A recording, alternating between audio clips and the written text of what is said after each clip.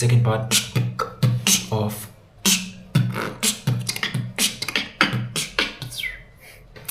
Hello friends, welcome back to today's video. This video is going to be a continuation of my last video where I shared a summary plus key points of The Magic of Thinking Big by Mr. David Schwartz, one of the best self-improvement books.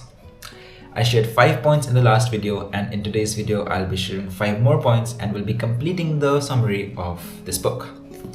I'll also make sure that the link is available in the description so you can click on it and have the complete summary in your grasp. If you're new to the channel, my name is Mukul and I make educational videos in a very simplistic and minimal manner. I am taking full pride in sharing good knowledge out on the internet, and I would love you to join me on this journey of growth and self-improvement. Now let's quickly start because time is money. Time is valuable. Point number 6, ally attitudes. Sir David asks all of us to become friends with certain attitudes, 3 which I'm going to tell you, and he asks us to make these attitudes our ally, right? So number 1 is I am activated. You have to be enthusiastic at every step of your life. No matter what you do, whom you are meeting with, be enthusiastic and spark that enthusiasm. No matter what is it that you are doing, just life it up. Be enthusiastic and have that attitude of that I am activated, right? Ready for anything. Number 2, you are important. A very important attitude in anyone's life, making the other person feel that they are important. No matter whether it's work, personal life, family life, it is always going to pay off. Make sure that you are making the other person feel important by giving them time, your full proper attention, and prioritizing them and making sure that they are good. And number 3, I put service first. A very important point. You should always be ready for service of the people, because no matter in what occupation you are, we are always in service of others around us. So make sure that you're ready with that attitude of putting others first, making sure that you're available for them, making sure of helping them out. A very important point from this book. Okay, those are the 3 points in chapter 6, ally attitudes.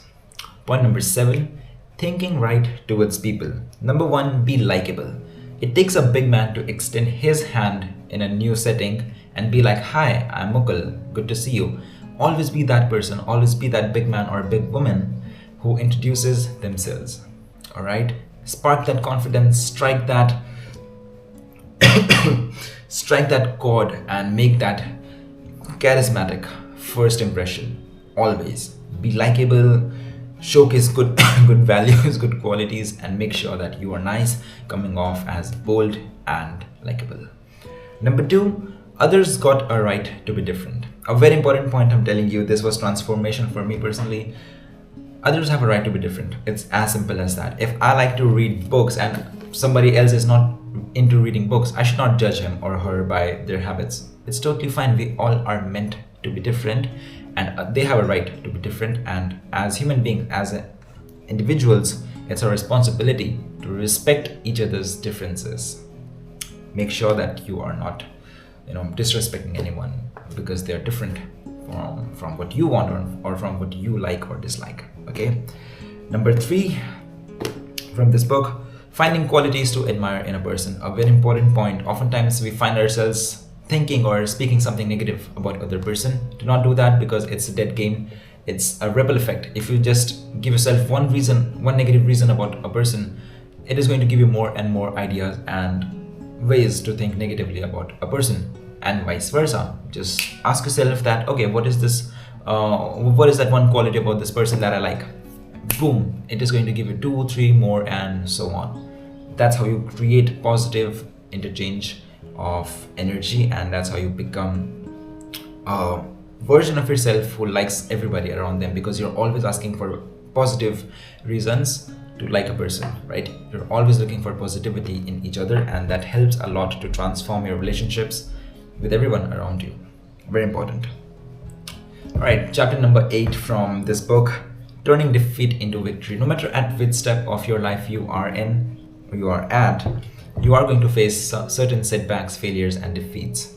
Well, this chapter talks about how you can turn that defeat into a victory. Number one, find the lesson. A very simple baseline, simple classic lesson is finding the lesson, applying it, and then applying and improving upon it.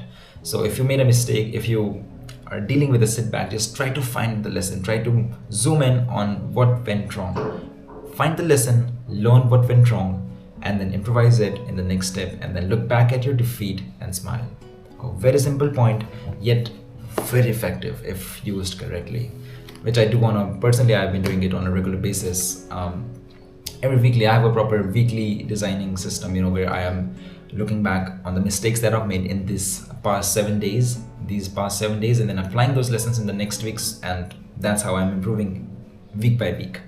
Very important thing, you can play this fifth lesson in your own way and just make sure that you're defeating those, you're turning those defeats into a victory is essentially what we're talking about. Number two, blending persistence with experimentation. Sir David talks about that a lot of people are persistent. Okay, we are determined, we're disciplined. However, what it takes is experimenting with new ways. If there's something that you're doing in the same way, it's good, it might get you results. However, try a different approach, go out of the box, try to approach the same task with a different fresh mindset, a different fresh method. And that's when you blend persistence with experimentation, trying to experiment with the methods, trying to experiment with your ways, and then coming out with more positive results and surprising results many times. Okay, that's number two. And lastly, again, very simple, there is a good side in every situation.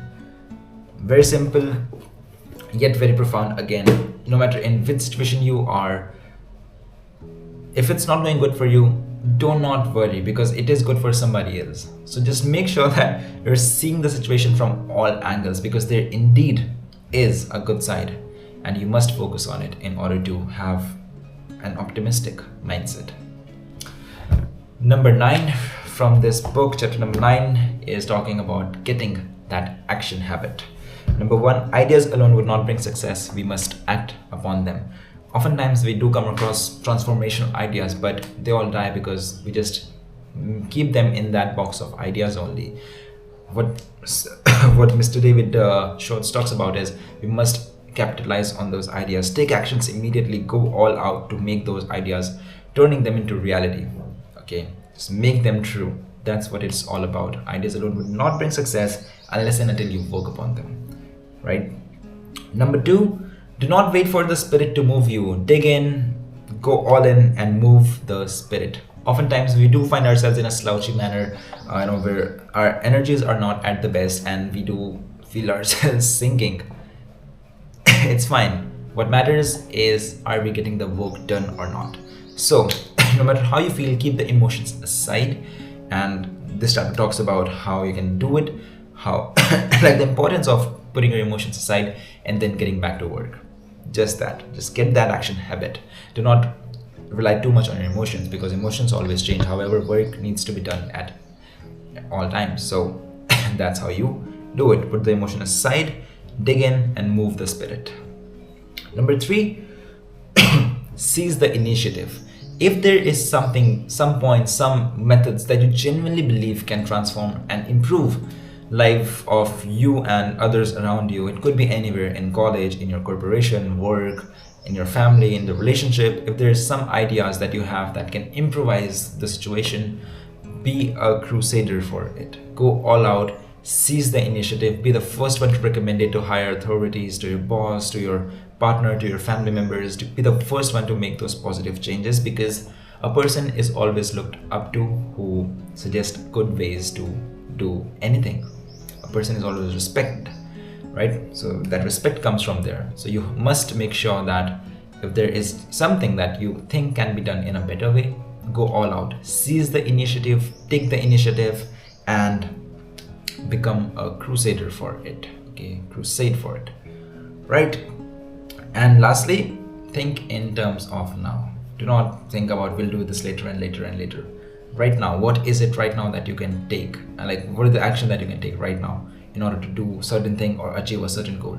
think in terms of now, get down to business pronto. A very important point for building that action habit. 4 points from chapter 9. Chapter number 10, the most important chapter that I have ever read in any of the self-improvement books. Using goals to grow. Buddy, if I ask you right now, what is it that you want to achieve 5 years from now, 10 years from now? You might be telling me that I want to own a house. Well, that's not enough. Sir David writes, your life is too important to be left to chance. Okay, it is too important to be left on chance. Do not do that. Do not make the mistake of writing, I just want to own a house 5 years from now. No, you have to take on the paper and jot down every little detail about that. In which location do you want it? What are the interiors that you want? What are the furnitures? How many rooms? What view? What geographical location? What carpets? What mattress? Every little detail that you can think of. Jot it down properly, and that's how you build that subconscious connection with your goal and your reality. And that's how you increase the possibility of achieving a certain goal. So make sure that you're writing things down to the minute of details. Okay, that's how you describe a goal. That's how you use goal setting for your success. Describing your goals to grow. Write down in depth what do you want to achieve, and then you are increasing your chances, and apparently you are going to achieve it. So writing it down on a piece of paper properly in a detailed manner is very important, and it works like magic, as the title says, the magic of thinking big and dreaming big. Well, with that point, it completes the full summary of the magic of thinking big. 5 points in the last video, 5 in this one. Boom. Thank you very much, guys, for watching the video. I hope you found the video knowledgeable and helpful. I would wholeheartedly welcome good feedback is not good. I'll wholeheartedly welcome feedbacks, good or bad, whatever it is. Just give me feedbacks. I would really appreciate it, how I can improvise, and tell me some of the recommendations, some video ideas that you would like to see, and what was your favorite point out of the 10. What do you think you personally are going to apply in your daily life? Tell me about that as well. And yes, overall, I just hope that you learned something, you picked up something new, and you're going to apply it in your life to make it a better life. Ladies and gentlemen, thank you very much for watching the video. I must conclude it right here, and I wish you a very good day ahead, and I must see you in the next video. Thank you again, and have a good day.